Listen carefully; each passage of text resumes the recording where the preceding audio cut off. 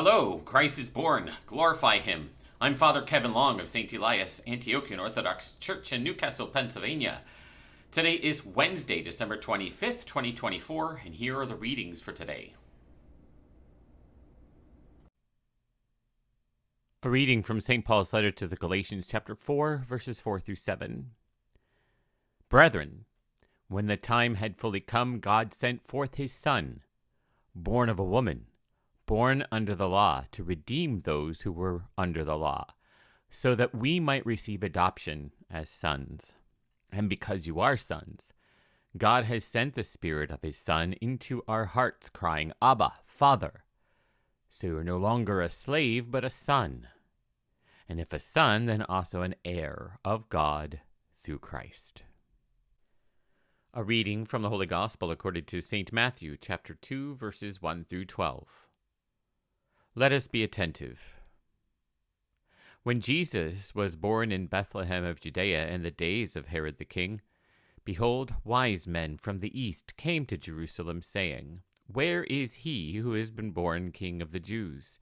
For we have seen his star in the east and have come to worship him.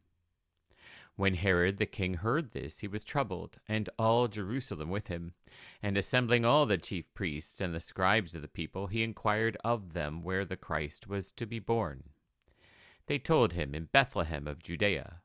For so it is written by the prophet, And you, O Bethlehem in the land of Judah, are by no means least among the rulers of Judah. For from you shall come a ruler who will govern my people Israel. Then Herod summoned the wise men secretly and ascertained from them what time the star appeared.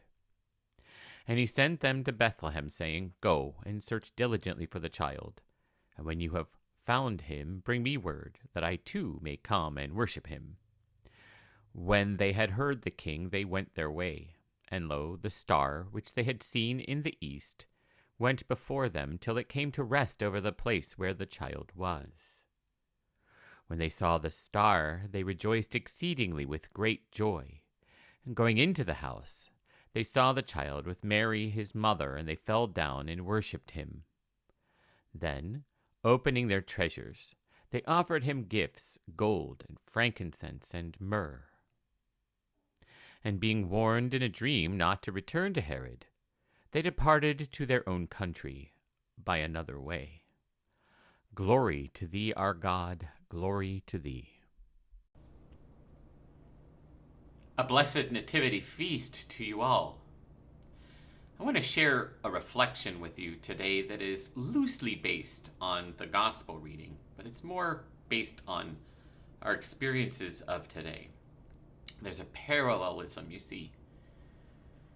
In today's Gospel, we remember the Magi as they come to be with the king, to worship and adore the king. Bearing in mind that the Magi come having read what was going to happen through being really closely tied to the movements of nature. Because nature anticipated the incarnation, because Christ is the creator of all of creation. If you look at the epistle to the Hebrews, it says that the Father sends his Son to create, and he does. So now he's incarnated in the Mother of God and becoming born, and the Magi come. And they know that there will be a star in the heavens that they will be able to see that will lead them on their way. And they know this because of their prayerful study and anticipation, again, through reading the movements and the currents within nature. Herod, who is an inheritor of the faith of Abraham, Isaac, and Jacob, one of the chosen people, has chosen a different route. He has chosen the way of money and possessions and power and prestige and political intrigue and oligarchy and all of those things that if we look around us today, we can see that there are similar resonances here. But because Herod was in that state of mind, he was not able to perceive the star. Had he been a pious ruler like King David or King Solomon, He would have been able to see the star because he would be in prayer and contemplation, giving alms to those in need, but he doesn't do any of those things. Instead, he likes his power and his prestige, and he hides in his castle and wants to trap the Christ child, not to adore or venerate him, but to destroy him. Okay, so what does that have to do with us? Today is December 25th. It is the culmination of Christmas music that probably started around November 1st and has basically rolled on through all the way from then until now.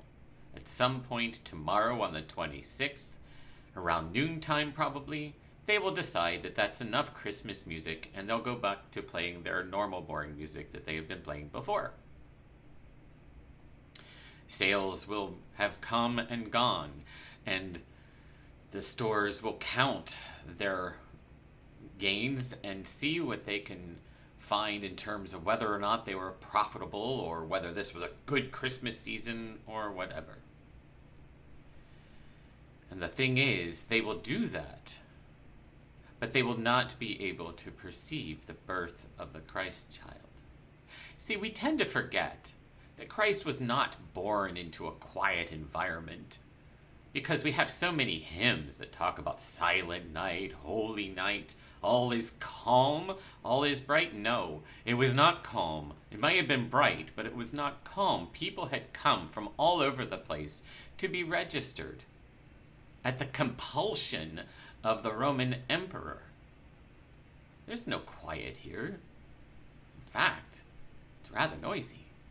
But even in the din, there is this miraculous birth. And that's the whole point. Is that we can allow ourselves to be distracted by the noise and the clamor.